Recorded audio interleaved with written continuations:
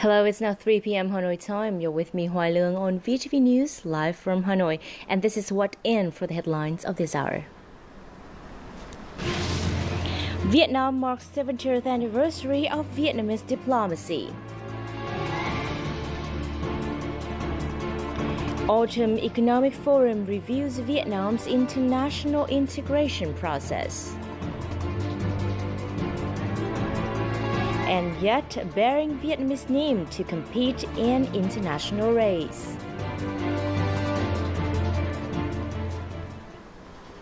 Now, top news for this hour. A ceremony was held in Hanoi this morning to mark the 70th anniversary of Vietnamese diplomacy. The ceremony was attended by President Trương Tân Sang and other high-ranking Vietnamese party and state officials. Speaking at the event, President Sang spoke highly of the achievements and contributions of the Vietnamese diplomatic sector over the past 70 years. Since its establishment, Vietnam's Ministries of Foreign Affairs has contributed greatly to national liberation struggles and the national renewal process, as well as to integration and security.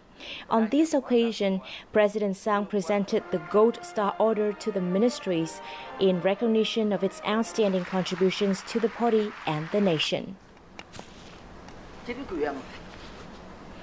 Vietnam's Ministries of Foreign Affairs was founded 70 years ago on August 28, 1945. Over the past 70 years, the diplomacy has played an indispensable role in raising Vietnam's profile. We will find out more in the following recap on this occasion. Upon its establishment, Vietnam's foreign policy assumed two key tasks: getting France to recognize Vietnam as an independent country through negotiations, and second, forcing Chinese troops who had come to disarm Japanese soldiers following the end of World War II out of the country. Both tasks were successfully concluded within 1 year through two agreements with France in 1946.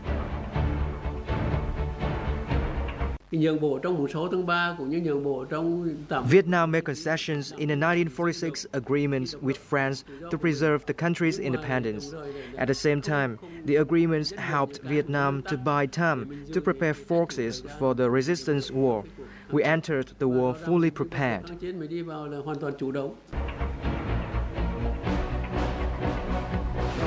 Based on the doctrine unyielding in principle and flexible in strategy, Vietnamese diplomats maneuvered through the difficult peace negotiations in Geneva in 1954 and in Paris from 1969 to 1973. Their success contributed greatly to Vietnam's independence. In the period that came after, the motto has guided the country through the đổi mới, or renovation period, and global integration process.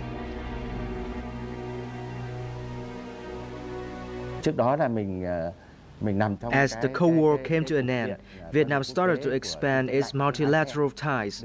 Throughout that process, diplomatic strategies have continued to put the nation's interests first.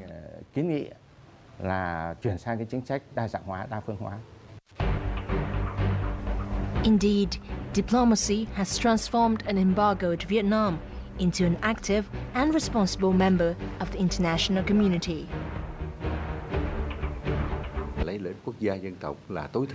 Putting the nation's interests first is the resolute objective of Vietnam's diplomacy. That does not mean that Vietnam only thinks of itself and ignores its friends. Vietnam will progress on the principles of mutual benefit and respect. First, we remain resolute when preserving our independence and autonomy. And yet, we rely on maintaining our position through being unyielding in principle and flexible in strategy. Second, we need to be quick in assessing developments in the global stage and responding accordingly.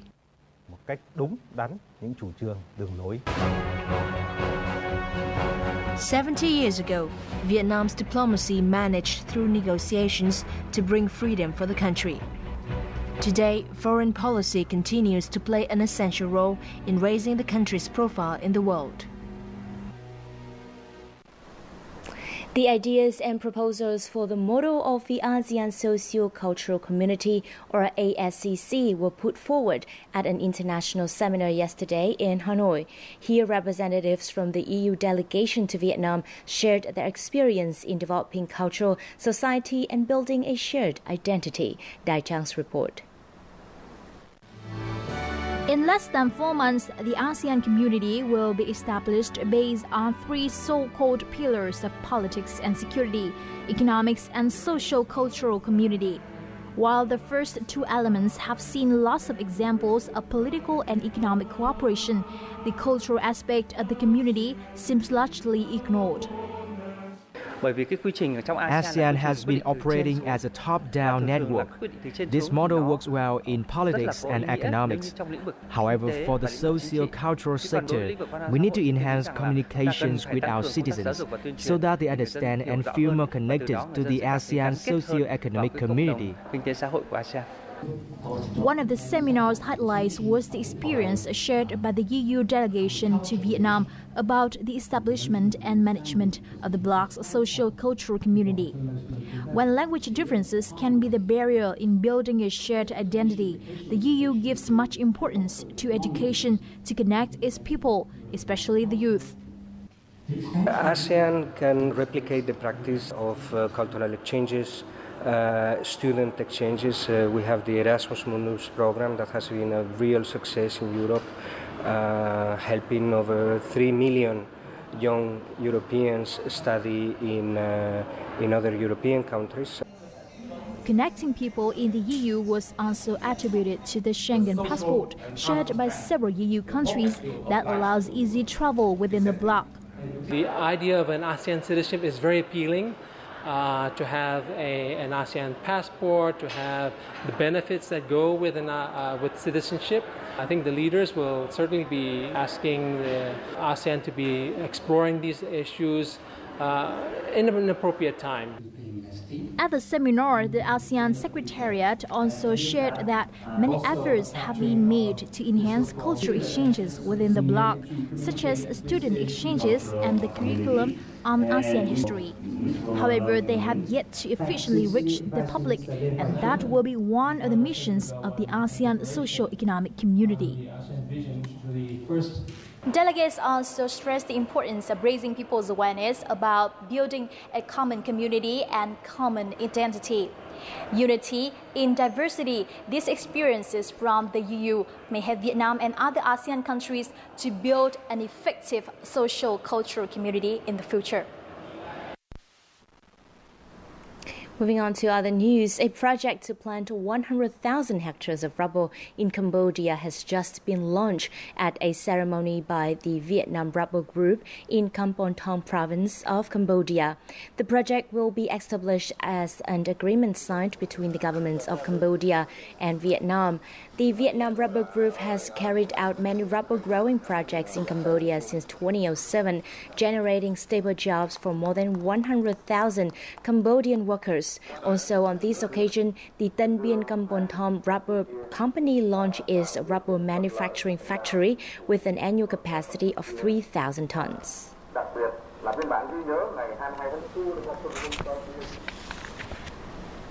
The Autumn Economic Forum titled Vietnam's Economy, Integration and Sustainable Development takes place today in Thanh Hóa province. The event is designed to provide practical measures to spur economic development in the international integration process since Vietnam became a member of the World Trade Organization and other international commitments. The proliferation of new FTAs that Vietnam has joined confirms the country's determination to integrate profoundly into the world. This includes FTAs with the EU, South Korea, the Eurasian Economic Union, and especially the TPP with other Asia-Pacific countries. These agreements open opportunities for Vietnamese enterprises in their business operations. New FTAs require higher levels of commitment and cover wider areas. Some provisions did not exist in the conventional FTAs, and they are related to services or intellectual property. Vietnam officially became a member of the World Trade Organization in 2007. This milestone paved the way for Vietnam to entertain other regional and bilateral FTAs. Vietnam's export turnover in 2014 has increased fourfold compared with 2006. Trade balance has greatly improved, with trade surplus being recorded over the past years. For Vietnam to benefit fully, as my colleague said, it needs a strongly competitive economy. It needs to promote competition, and promoting competition is one way to build competitiveness and productivity. According to analysts, local enterprises are now in need of state policies to become better involved in the global arena. Once new FTAs come into effect, enterprises will face fiercer competition with strict regulations and higher commitment levels. Therefore, information transparency might also be an issue to solve. The biggest challenge for Vietnam now is to speed up the restructuring process of the economy to effectively support the private sector, especially small and medium-sized enterprises. After the forum, the National Assembly Economic Committee will draft a document reviewing Vietnam's integration process since joining the WTO at this September's working session. Increased links between farmers is an important strategy in developing sustainable agriculture and raising the competitiveness of Vietnam's agriculture in a period of increased global economic integration. The development of over 10,400 agricultural cooperatives have underlined the great potential of this new, more democratic and transparent mechanism. Khanh Linh has the story. Established in 2009, the Vĩnh Trạch Cooperative focuses on providing irrigation system and seeds. As for now, this cooperative has become regular partner to 5 businesses, creating revenue of about $500,000 per year. According to a representative from the co-op, its success comes down to democratic and transparent management. The maintenance and growth of the co-op requires financial transparency. In addition, we always support members to make full use of their strengths. If they want to produce other types of seeds, we also provide support. Experts also agree on the preeminence of farmer cooperatives in agriculture. The revenue of small-scale farmers will be squeezed as both input cost and output are controlled by big enterprises. Therefore, improved cooperation and links will help improve their position in negotiations. It also supports production and help raise resources among participating households. According to a recent report by international non-governmental organization Oxfam, nearly 75% of farmers supported the principles of democratic control and transparency in cooperation and links that allow farmers to give their opinions. In order to help farmers enhance their position in deploying cooperative models, a legal framework needs to be developed which suits local conditions. In addition, it is necessary that the government promote supportive environments for the establishment of cooperatives and improve the effectiveness of public services for cooperatives. Developing a cooperative economy has long been a major policy in Vietnam, which started in the 1950s. With the cooperative law passed in 2012 and the establishment of new-style cooperatives, Vietnam has a great opportunity to integrate into the global economy. According to plans, 2,500 new cooperatives will be established across the country by 2020. More on economic news. The exchange rate between Vietnamese dong and US dollars has shown signs of stabilizing, with the trading rate staying under the floor rate for the last few days. In addition, interbank liquidity has increased. Yesterday, exchange rates posted by commercial banks were recorded at 22,510 per dollar buying price and 22,547 per dollar selling. Demand has also been stabilized with an increase of selling transactions recorded at banks. Commercial banks have actively ensured the supply for foreign currency as customer need. Meanwhile, the floating rate has decreased by 50 dong for both the buying and selling price. According to bankers, in the last several days, the forex market has been strongly influenced by fluctuations in the global market. And now it's more details on the foreign exchange rates updated for today, August the 27th.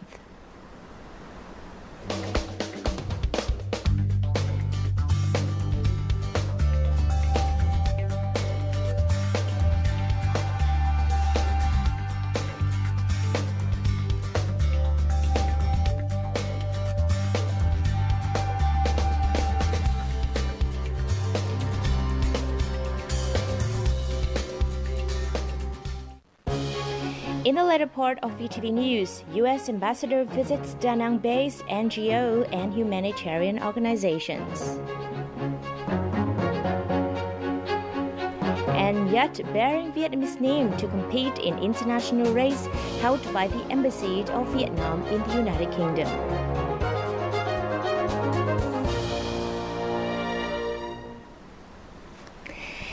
Now, let's come back to VTV News Live. U.S. Ambassador to Vietnam Ted Osius is now in Da Nang on a working visit. Yesterday, he met with some Da Nang-based NGOs and humanitarian organizations.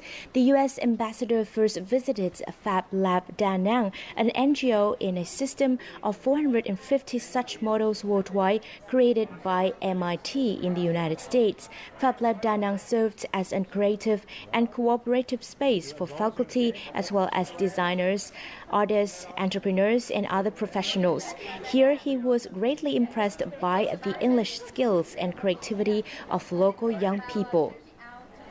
On the same day, the ambassador visited the Giving It Back to Kids organization, a non-profit corporation founded by an American dedicated to helping less fortunate children. Mr. Osius expressed his belief that this 13-year-old organization has served as a bridge between American and Vietnamese people through such charitable activities.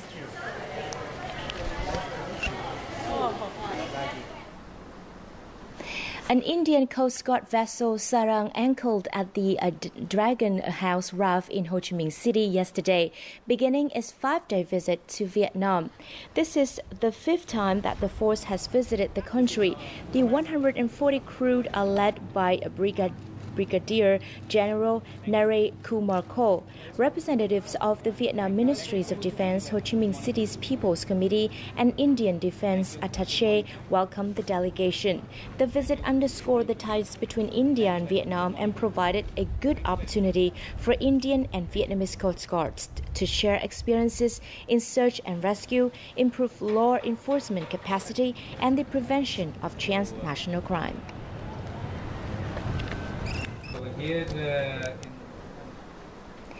The naming ceremony for a yacht competing in an international sailing race was held by the Embassy of Vietnam in the United Kingdom in London on Monday.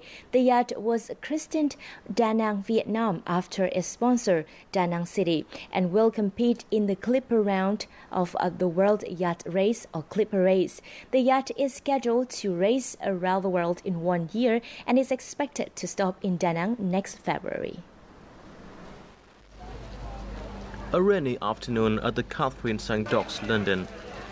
However, the unfavorable weather did not lessen the excitement of those who attended the yacht naming ceremony. The event contained all the essential elements: the sound of the Vietnamese gong, the British rite of pouring champagne, the announcement of the new name Da Nang Vietnam. As for the crew, all preparations were completed. I'm really happy to be the skipper of Da Nang Vietnam. I've wanted to go to Vietnam for a long time, and being so close to Australia, it's very important. So when I was announced as the skipper, I was extremely excited, and Da Nang looks like such a fantastic city to visit, so I'm very happy. The last few weeks we've been installing new equipment changing all the ropes. But this is where the fun begins with the first race on Sunday. Everyone's been waiting, getting excited, and now I think we're ready to go racing. My family, a couple of members of my family have been out there a long time ago, so the stories that they have I think must be very different from what it is now. So I'm really looking forward to seeing what it is now. I think that's going to be exciting, very, very exciting. The Da Nang Vietnam won't reach Vietnam until February, but the ship has come to London on a typical rainy day. The fact that a yacht with a Vietnamese name is sailing in an international competition like Clipper Race is significant for both the crew and the country bearing its namesake. Here in London we have around 50,000 Vietnamese people who live in London, so we share your culture, and we're building business links with you, which we look forward to developing further in the future. I know it's a very important priority for the Mayor of London, Boris Johnson, and it's a point that he wanted me to make when I came along here today. After the departure date of August 30th, the teams will enter an 11-month journey across the sea. Following London, the Da Nang Vietnam will stop by many world-famous destinations, including Da Nang for 10 days.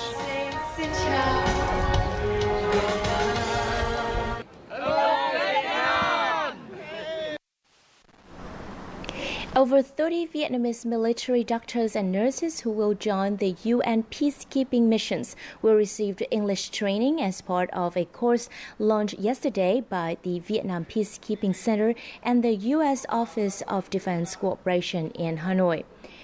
During the 3 months, the learners will attend courses in basic and medical English with American instructors. The aim is to equip them with sufficient English skills to join workshops and seminars abroad and ultimately build a Level 2 field hospital in order to take part in the UN peacekeeping efforts. Over the past few years, the U.S. has sponsored many Vietnamese officers on short training courses and seminars, providing them with knowledge and skills needed for UN peacekeeping missions. Over 30 students with excellent scholastic achievements in Bình Định province met with American Nobel winner Professor George Smoot. At the event, the professors discussed his experiences and passion for science with the young students. Let's find out more in the following report. At the meeting, Vietnamese students asked Professor George Smoot many interesting questions, such as how to develop a passion for physics, overcoming difficulties in scientific research, and winning the Nobel Prize. Professor Smoot also shared his scientific knowledge and personal experiences. They were asking questions that were both very good, some of them scientifically very good, but it was the ones that were about motivation, about what they should do, what they should be interested in. Professor Smoot was surprised by the scientific knowledge of Vietnamese students. He said that they possess great potential to win scholarships to study abroad. We are happy to meet with top international scientists. We also had a chance to receive guidance from Professor Smoot in order to make better educational choices. I will continue to develop my passion for science in the future. I hope that I can pursue a future career in science, especially in physics. I think this is a good opportunity to get information about studying abroad. Meeting with international scientists and Nobel Prize winners give young students a chance to improve their knowledge and help them make better academic and career choices. In the coming time, Vietnam Union of Science and Technology Associations will organize more meetings with scientists to ignite students' passion for science.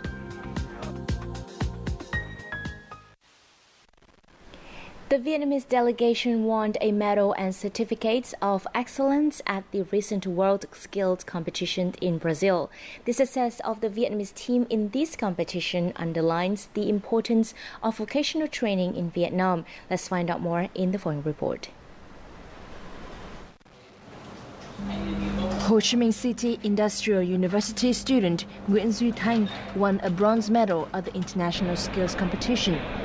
Thang and 8 other candidates from the Vietnamese team also received medals of excellence in mechanical engineering design, electromechanics, welding, plumbing, web design and bricklaying. They all have excelled in these skills. Information technology has many contributions to the development in Vietnam. It plays an important role in every industry and needs a large number of people. The success of Thang and his teammates show the development in the quality of vocational training in Vietnam. Vocational training schools are now connected with businesses in the training process and in finding jobs for students after graduation. The link between the vocational schools and businesses plays a vital role. I used to provide as many chances as possible for my students to visit many businesses and take part in some projects. However, these activities weren't enough. Students didn't get many opportunities to get to know about businesses and what employers were looking for.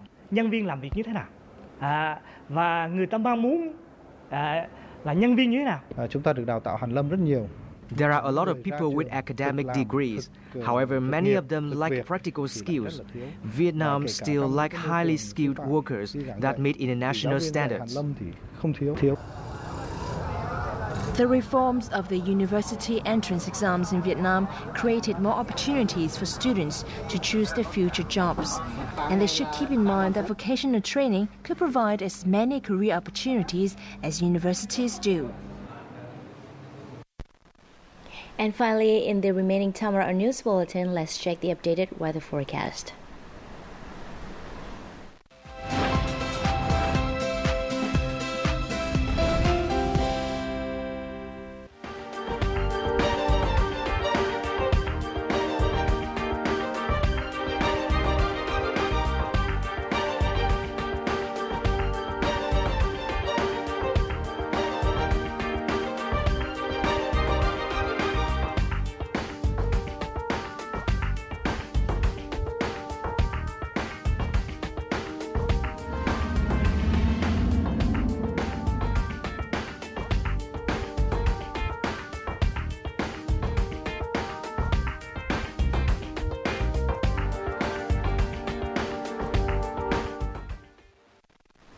The weather forecast described our news bulletin for this hour. Do log on to vtv4.vn or youtube.com/vtv4go for more updated news. Thank you very much for tuning in. This is VTV International, live from Hanoi.